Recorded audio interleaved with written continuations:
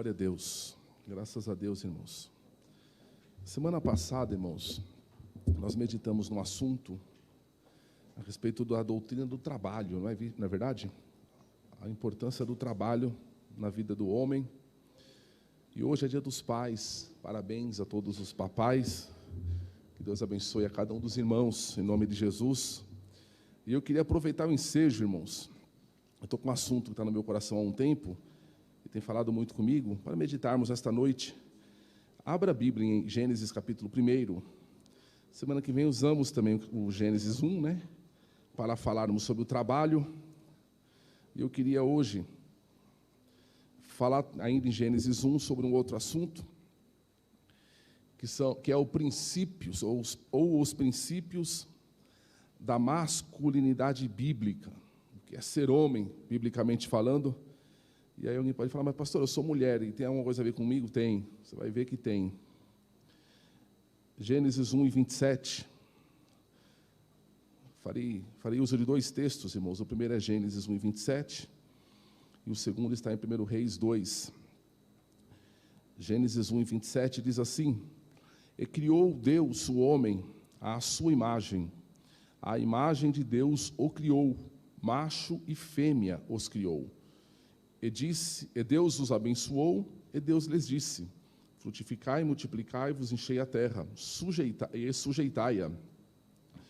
Dominai sobre os peixes do mar e sobre as aves dos céus, e sobre todo animal que se move sobre a terra. E 1 Reis, irmãos, capítulo 2, e o versículo 2, é uma ordem que Davi deu a Salomão, um pouco antes de Davi morrer. Davi, que já era velhinho, e ele chama o seu filho, então, Salomão, que seria o próximo rei de Israel, e passa a Salomão algumas orientações. Dentre elas, ele disse assim, 1 Reis 2 e 2, Eu vou pelo caminho de toda a terra, esforça-te, pois, e sê homem. Esforça-te, pois, e sê homem.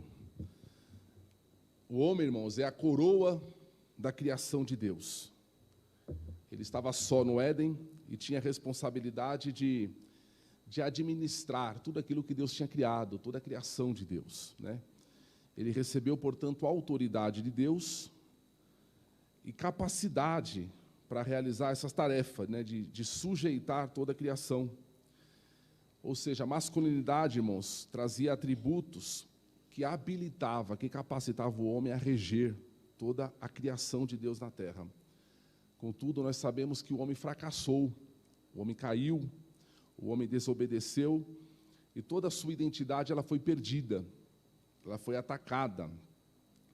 E desde o Éden, irmãos, a masculinidade, quando eu falo masculinidade, obviamente que é do homem, né? Masculinidade, ela está em crise. Desde o Éden, irmãos, a masculinidade ela é atacada ano após ano. E acredita, irmãos, que atualmente chegou no ápice, não é verdade? A crise na masculinidade. Esse movimento, irmãos, sorrateiro, né, que visa destruir qualquer traço da masculinidade do Éden, ele ganha campo, ele ganha terreno ano após ano após ano. O homem não soube como cuidar sequer da sua masculinidade, não é verdade? Muitos, irmãos, já não sabem nem ao certo o que é ser um homem. Os meninos estão perdidos, sem referência, sem ter para quem olhar. O que é realmente, irmãos, a masculinidade?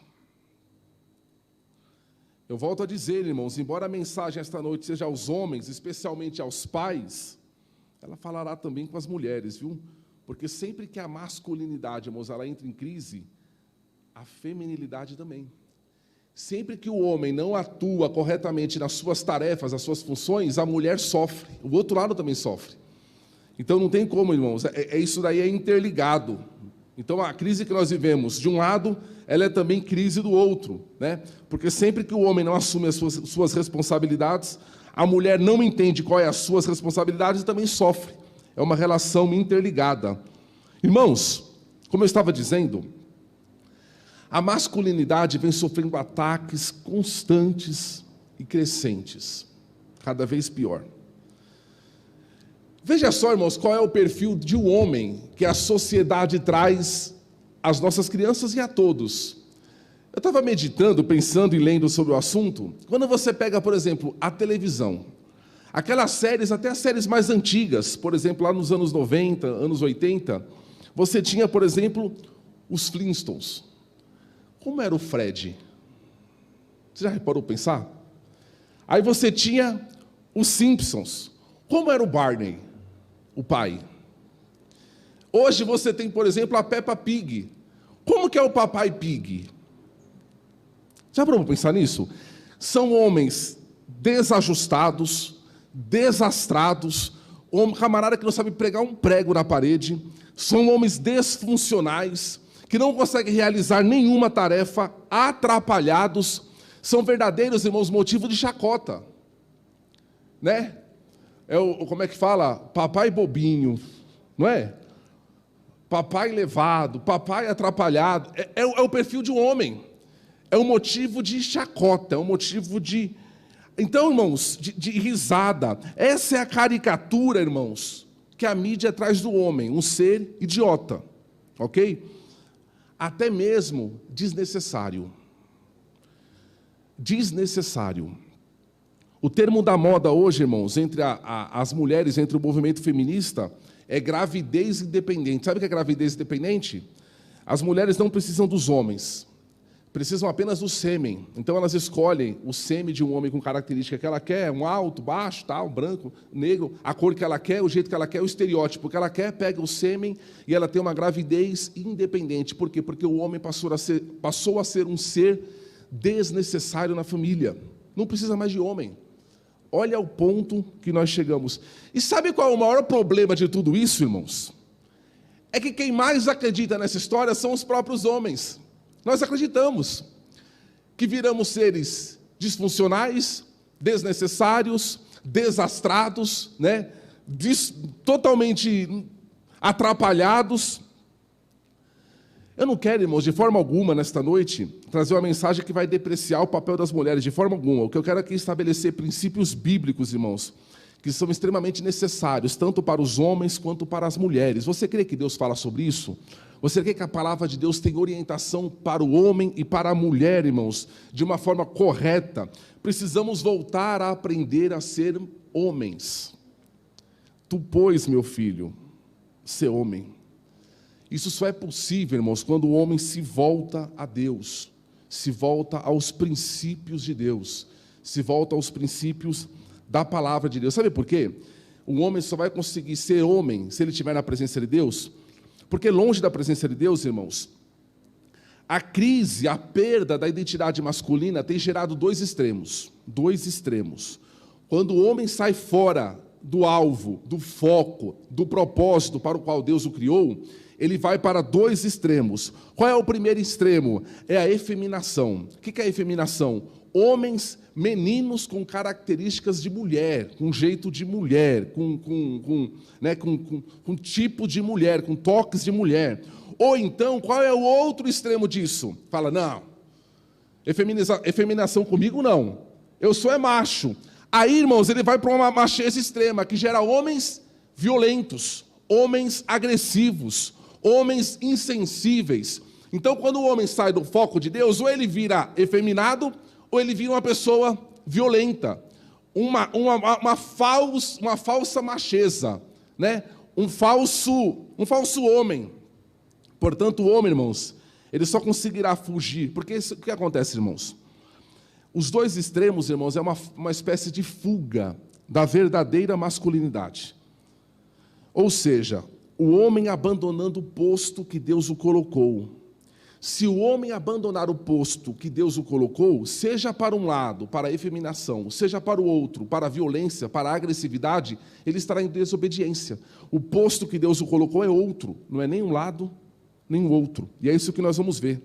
Porque, irmãos, e nós crescemos assim, né? Principalmente a geração mais antiga, aquela visão mais tradicional de um homem, duro.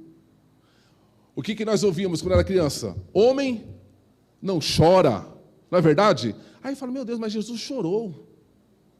Será que Jesus não era homem? Qual era o perfil de um homem na visão tradicional? O homem não chora.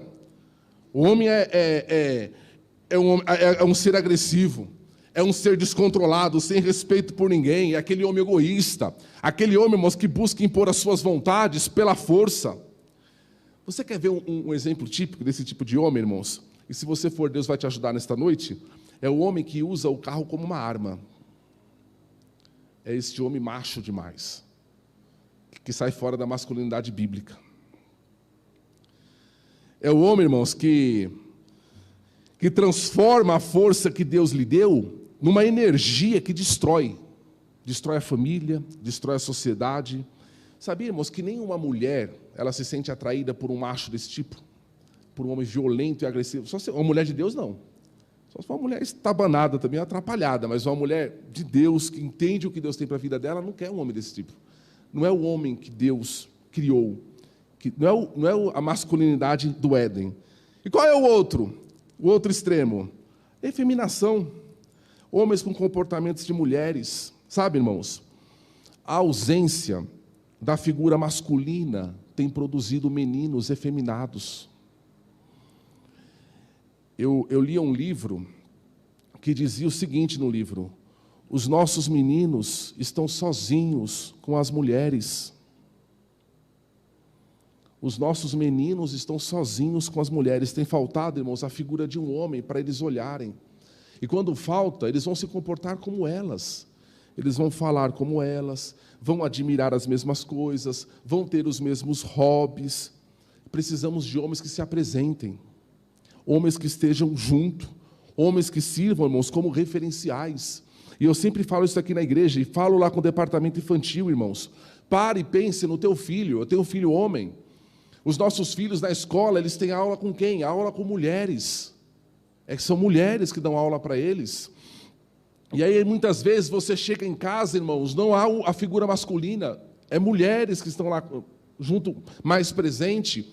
Aí chega na escola dominical, são mulheres. Aí chega no culto à noite, são mulheres. Os meninos vão aprender o quê? A ser mulher. A falar como mulher. A se comportar como mulher. A querer se vestir como mulher. Por quê? Porque aprendeu com mulher. Porque o mundo tem um homem. Cadê o homem? Não sei. O homem está ausente. Está fora do contexto. E aí, irmãos, em ambos os casos, essa palavra é muito séria, irmãos, falou muito comigo, tem me incomodado, que o Espírito Santo de Deus fale ao teu coração e te oriente. Que o Espírito Santo fale em áreas da tua vida que você precisa ouvir. A palavra de Deus não é somente aquilo que nós queremos ouvir. Ah, pastor, eu queria vir aqui hoje para... Não, você precisa ouvir isso. Esses dois extremos, irmãos, têm produzido sujeitos desequilibrados, desajustados. Homens que fugiram, irmãos, do padrão divino. E aí, irmãos, o diabo, a investida do inimigo contra a figura masculina, tem obtido sucesso, sabe? Homens estão se acovardando do seu papel. Homens sem lideranças, homens moles, frouxos, sem compromisso com a vida. Deus, irmãos, estabeleceu o homem, irmãos, para que ele exerça um papel de liderança, de proatividade, sabe? De atitude. Eu ouvi esses dias um pastor, eu me lembrei da história dele, chamado Jader Borges. Esse pastor ele foi pregar num retiro de jovens, num sítio, e os irmãos já participaram do retiro, sabem como que é. Geralmente tem um galpão onde tem um culto. E ele falou que ele chegou naquele galpão que teria o culto, e os jovens não tinham chegado ainda, estavam tomando café. E ele reparou que o local não estava preparado, as cadeiras não estavam arrumadas, as cadeiras estavam todas amontoadas no canto, na parede. E ele ficou lá, conversando. Daqui a pouco os jovens foram chegando. E conforme foram chegando os jovens, os meninos foram se reunindo, irmãos. Fizeram o quê? Cruzaram os braços, colocaram o pezão na parede e conversando. E as meninas foram chegando, foram fazendo o quê, irmãos? Pegando as cadeiras e arrumando. Eu consegui ver a cena viva na minha cabeça. Você consegue enxergar essa cena viva na tua cabeça? Ele falou, pernambucano, para! Está tudo errado. Ô, cambada, vamos pegar as cadeiras, vamos arrumar. Meninas, não, vocês vão esperar para vocês sentarem. Você consegue entender isso, irmãos? É o homem fugindo do seu papel de atitude, de liderança, de iniciativa.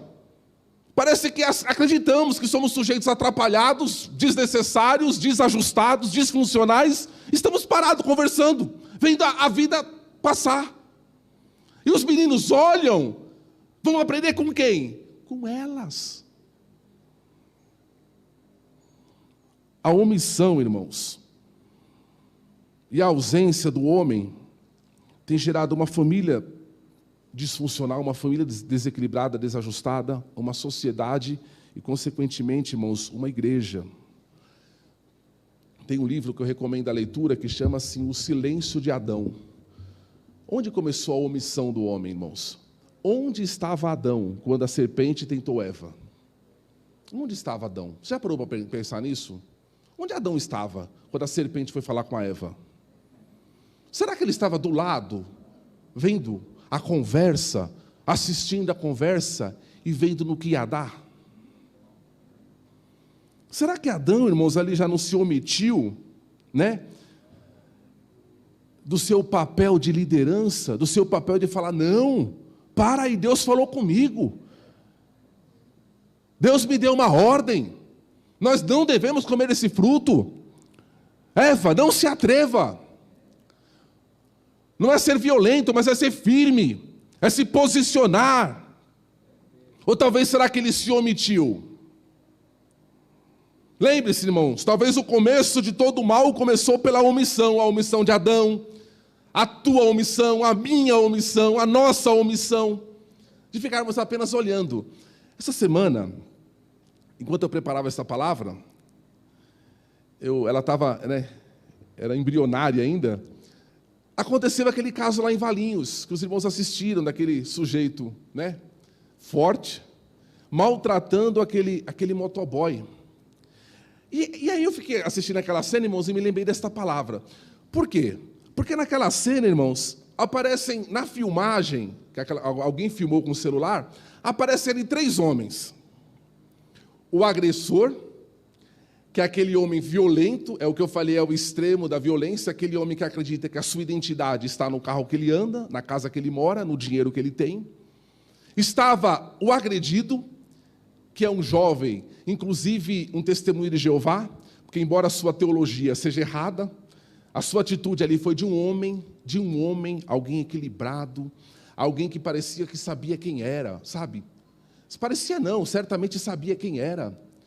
Um homem que sabia em quem confia, que não estava abalado com a situação. Ele parecia estar no domínio da situação, irmãos, mesmo sofrendo agressão. Ele parecia dominar a situação com as suas palavras, né? Que força! Eu louvei a Deus porque ontem eu entrei no Instagram daquele moço, está com 1.600.000 seguidores já, tá, Deus abençoe ele.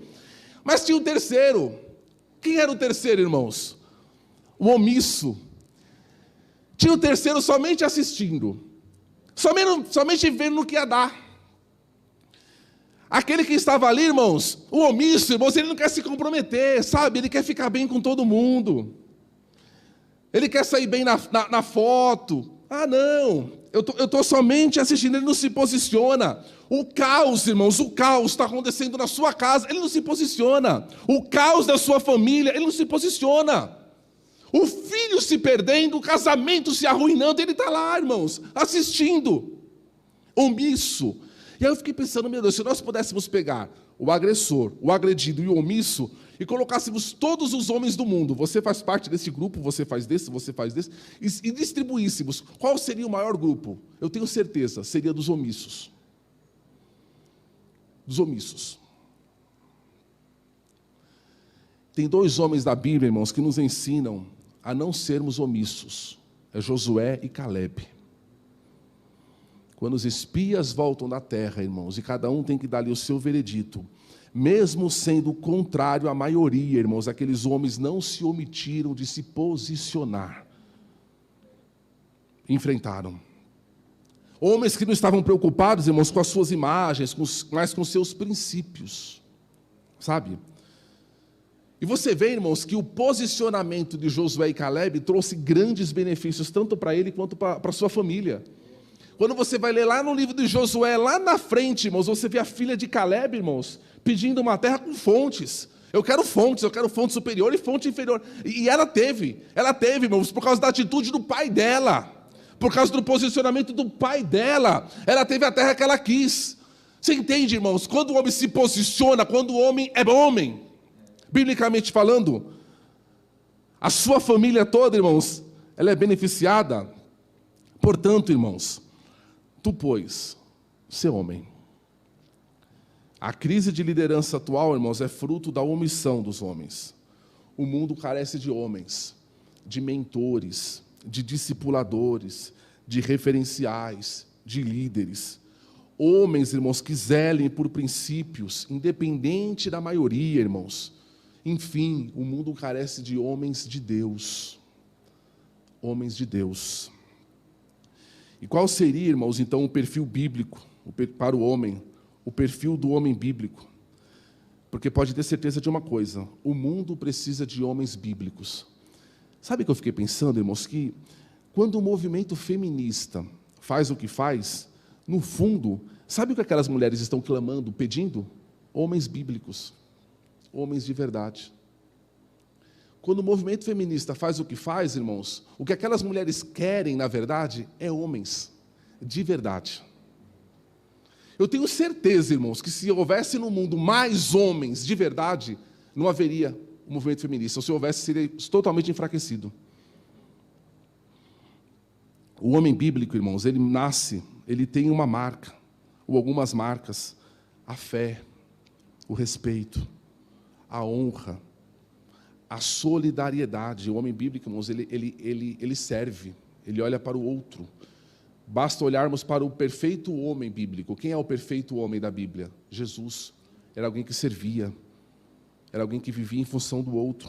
É assim, é a capacidade, irmãos, de orientar, irmãos, a geração mais novas. Sabe, eu vou dizer algo aqui, irmãos, ninguém fique bravo comigo, mas nós não precisamos de mais especialistas, nós não precisamos de mais coachings, nós não precisamos de mais terapeutas. Todas essas especializações, irmãos, não podem mudar a geração futura. Nós precisamos de mais homens bíblicos. Nós precisamos de mais homens referenciais. Homens para os quais os meninos possam olhar e possam falar: ele é um homem. Ele é um homem. Ele tem palavra de homem. Ele tem comportamento de homem. Eu quero ser igual a ele. Eu quero me espelhar nele. Sabe? Quando a gente olha, irmãos, para os homens do passado, para os homens da Bíblia, por exemplo, ou até mesmo gerações anteriores à nossa, e comparamos com os homens de hoje, irmãos, que diferença! Por quê? Né? Porque os homens de hoje, irmãos, estão mais preocupados em desenvolver potenciais. Os homens de antigamente estavam preocupados em cair de joelhos, adorar a Deus, sabe, se perder diante de Deus, irmãos, para que Deus pudesse mudá-los, moldá-los, achá-los. Homens mais fascinados com Cristo do que com eles mesmos. Irmãos, a única maneira, irmãos, de ser viril, viril é homem, de ser macho, é antes ser piedoso. Ser piedoso. O verdadeiro homem, irmãos, deve em primeiro lugar amar a Deus. Amar a Deus. Só Deus vai nos ensinar a ser homens. Ele sente medo, é verdade, o homem sente medo, mas ele prossegue porque ele ama a Deus. Ele sabe do peso da sua responsabilidade, mas ele prossegue porque ele sabe que Deus está com ele. O homem bíblico, irmãos, ele não vê nenhuma vantagem em ser malandro, em ser trapaceiro, em ser vigarista. O homem bíblico não vê nenhuma vantagem em ser mole, em ser frouxo. Ele confia no Senhor e se posiciona. O homem bíblico, irmãos, é admirado pelo seu caráter e não pelos seus talentos e realizações. Tem tanta gente com tanto talento, irmãos, que não tem caráter. Com tantas realizações que não tem caráter, sabe? Homens como Naamã, com tantas realizações, mas em casa é um leproso. Coitado dos filhos e da mulher de Naamã. Homens que têm os aplausos, irmãos, da sociedade, mas só o filho sabe quem realmente ele é. Só a esposa sabe quem realmente ele é, o que está por trás de tudo aquilo. Volto a dizer, irmãos, o homem não é aquele durão, poderoso, influente, aquele que bate na mesa forte, né? Aquele que não chora, como diziam seus pais. Não. E o homem também não é alguém mole. Alguém, como disse, que abandonou o arco e a flecha e pegou a agulha e a linha. Abandonou a caça e está fazendo crochê.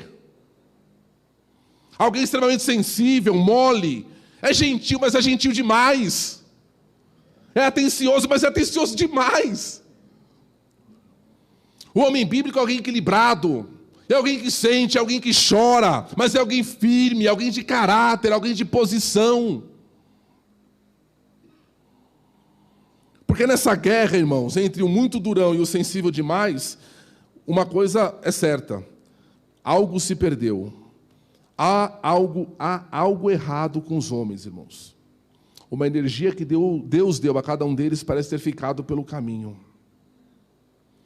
Chegamos então numa sociedade, irmãos, infestadas de homens não autênticos, homens não bíblicos, homens controladores que manipulam famílias e amigos, tudo para não ser confrontados, homens que não confiam em ninguém, homens que não são bons ouvintes, homens destrutivos. A palavra dele é igual veneno, homens egoístas. O que importa é a sua prioridade, mas e a família? A família vem depois. Foi o que falamos na terça-feira aqui, né? Entre o muito melhor e o mais necessário. É verdade? Paulo abriu mão do que era muito melhor para aquilo que era mais necessário, a mensagem de terça. Mas esses homens não, eles são egoístas. Eles manipulam para que tudo aconteça do jeito dele. Mas eu louvo a Deus, irmãos. Louvo a Deus que ainda existem homens bíblicos, homens autênticos, homens de verdade. Homens que usam, irmãos, a força que Deus lhe deu, irmãos, para a glória de Deus, para a edificação da sua família. Homens bíblicos que reconhecem a sua força sem ser agressivos, sabe? Homens de posição, homens de decisão. Nós, como homens, irmãos, tomar decisão às vezes envolve risco, mas temos que tomar. Envolve risco. Às vezes erramos. Às vezes temos que pedir perdão, temos que voltar atrás, temos que refazer coisas erradas que fizemos, mas é necessário tomar decisão, é necessário ter posição. Ore a Deus, peça a Deus graça. O homem bíblico é um homem temperado, homem controlado. Volto a dizer, alguém que sabe pedir perdão, que quando as coisas parecem, irmãos, fugir do controle, ele sabe quem confia. Ele é um homem bíblico, ele é um homem de Deus, ele sabe que o Senhor está com ele. Eu quero te dizer uma coisa, homens, nesta noite. Deus tem um compromisso contigo. Deus tem um compromisso com a tua masculinidade. Deus tem um compromisso com a tua liderança. Deus tem um compromisso com as tuas decisões. Deus tem um compromisso com a tua força, com a energia que Ele te deu. Tu, pois, meu filho, sê homem. Sê homem. Sabe, irmãos? E o que dizer dos pais? Não é verdade? Ser pai, irmãos, é mostrar o caminho a ser trilhado. Ser pai, irmãos, não é nenhuma exibição. A gente nunca se exibe para o nosso filho, não é verdade? Não tem necessidade alguma, nenhuma encenação. Mas é com humildade, irmãos, mostrar o caminho que ele deve viver. Ser pai, irmãos, é mostrar o caminho, às vezes por palavras, às vezes por silêncio, às vezes por risadas, às vezes com lágrimas, às vezes com descontração, às vezes com concentração. Enfim, com equilíbrio, sabe? Não por fingimento. Ser pai, irmão, ser um pai bíblico, é produzir no teu filho a certeza de que ele nunca está só. Você estará do lado dele. E acima disso, Deus estará do lado dele. O Senhor Jesus estará com ele. Um pai piedoso, irmãos, pensa constantemente nos filhos, leva-os ao trono de Deus. O pai piedoso, o pai bíblico, ele tem os ouvidos disponíveis, são ouvidos confiáveis. Ser um pai bíblico, irmãos, muito mais do que dar dinheiro, é dar segurança. Precisamos dar segurança aos nossos filhos. Um homem, irmãos, é alguém que o seu filho, a sua filha, perto dele, se sente seguro. Não tem pessoas que o filho não sente segurança perto do pai? Quantas crianças, irmãos, com um pai, como eu fui, com um pai alcoólatra, que perto do pai, ao invés de segurança, se sentia medo. Um pai bíblico, ele demonstra segurança. Sabe aquela segurança que o pródigo tinha no pai dele? Eu vou voltar para a casa do meu pai. E lá tem provisão. Lá tem cama. Lá tem atenção. Lá eu sou seguro. Lá eu estou guardado. Lá eu não vou comer comida de porcos, porque lá tem meu pai. É o pai bíblico. As palavras, irmãos, do pai bíblico são palavras que levam a gente ao temor do Senhor. Eu vou dizer uma coisa para os pais que estão me ouvindo. Pode ter certeza. As orações que vocês fazem, irmãos, na mesa antes da refeição, ou na cama antes de dormir, nunca mais sairá da mente dos teus filhos. Quantos pais, irmãos, já adultos, eles se lembram exatamente as palavras que os pais faziam do lado da cama dos filhos, ou faziam nas mesas na hora da refeição. Porque geralmente a gente está ensinando o filho a orar, então a gente usa as mesmas palavras, então a gente vai pegando aquele jeito de orar com eles. Aquilo fica gravado na cabeça deles. Pode ter certeza, pai, a tua oração não é em vão. Volto a dizer, como pais, irmãos, não somos homens perfeitos, não, nós falhamos, erramos nas palavras, erramos na administração do tempo, erramos na compreensão, mas apesar das nossas falhas, irmãos, a mensagem principal é: nós podemos servir a Deus neste mundo corrompido. E pode ter certeza que a grande mensagem da tua vida, ninguém ouvirá com mais clareza do que o teu filho. A grande mensagem da tua vida, irmãos. Você pode pregar na igreja, alguém absorve uma coisa, outra absorve outra. Uma coisa a gente pega, outra coisa passa, é normal. Mas os nossos filhos, irmãos, a grande mensagem da nossa vida ficará com eles. Viu, pai? Viu? A tua vida é a tua grande mensagem. Volto a dizer, o mais importante não é ter um pai que tem aplausos do mundo, mas é um pai que tem a admiração e o respeito dos filhos. Se o teu filho pudesse dizer ao teu respeito aquilo que ele acha sobre você, sem medo, sem ninguém fiscalizando, sem você estar do lado ali, coagindo, o que ele diria a teu respeito? Talvez ele não vai dizer que você é um homem perfeito, mas oxalá ele diga: meu pai é um homem temente a Deus. Meu pai é um homem íntegro. Meu pai é um homem de caráter. Meu pai é um homem firme. Meu pai é um homem que perto dele eu me sinto seguro. Que Deus te abençoe, meu irmão. Que Deus te dê graça. Que Deus te ajude. Todos nós, irmãos, eu tenho comigo, certamente você tem com você aquele sentimento: eu preciso ser muito melhor. Não é verdade? Eu preciso melhorar demais. Mas com a graça de Deus até aqui temos deixado uma mensagem. E que mensagem temos deixado? Fiquemos em pé, irmãos. Fiquemos em pé. Irmãos, quantos pais nós temos aqui nesta noite? Eu acredito que não temos muito, não, irmãos, que nós estamos com restrição.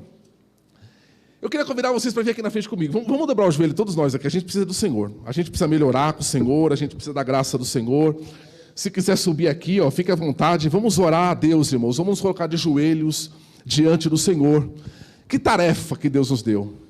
Mas o Senhor nos ajudará. O Senhor nos dará graça.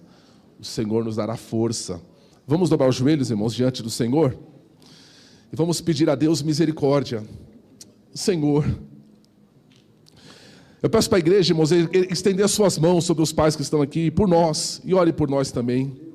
Senhor, meu Deus e meu Pai, em nome de Jesus, o teu filho, Senhor, os teus filhos, os pais, estão aqui com os joelhos dobrados perante ti, meu Deus. Nós reconhecemos, Pai Celestial, as nossas falhas, os nossos erros, Senhor. Mas o Senhor conhece, ó Deus, o nosso coração. Nós amamos ao Senhor.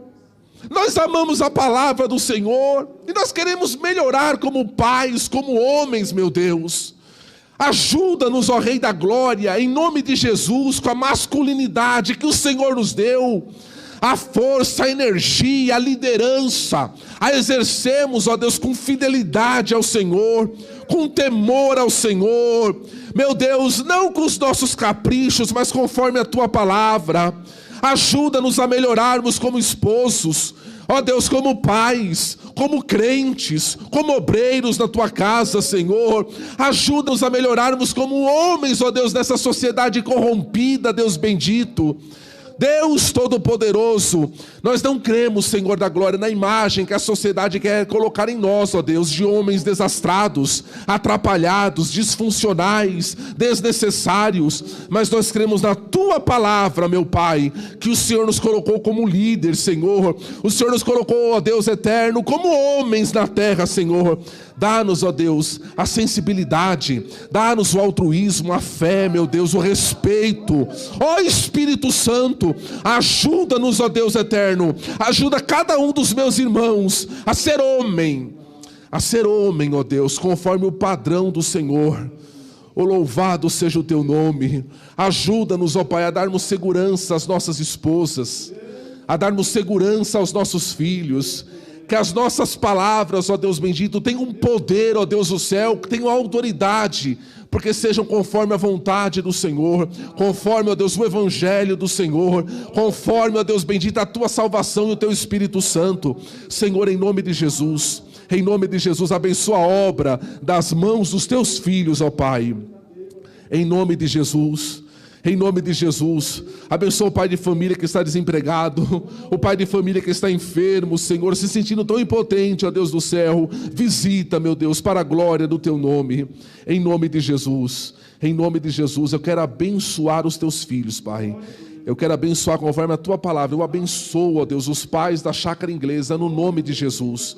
Eu abençoo os homens da Chácara Inglesa, em nome de Jesus. Os nossos meninos, os nossos jovens, ó Deus do céu, os nossos moços, ó Deus, os homens, ó Pai eterno, no geral, eu os abençoo, ó Deus, no Teu nome, ó Cristo, em nome de Jesus. Amém, Senhor. Amém. Deus abençoe, irmãos. Irmãos, vai ter uma homenagem aos pais. Se vocês quiserem ficar aqui na frente, fica aqui na frente. Vamos assistir todo mundo junto. A homenagem.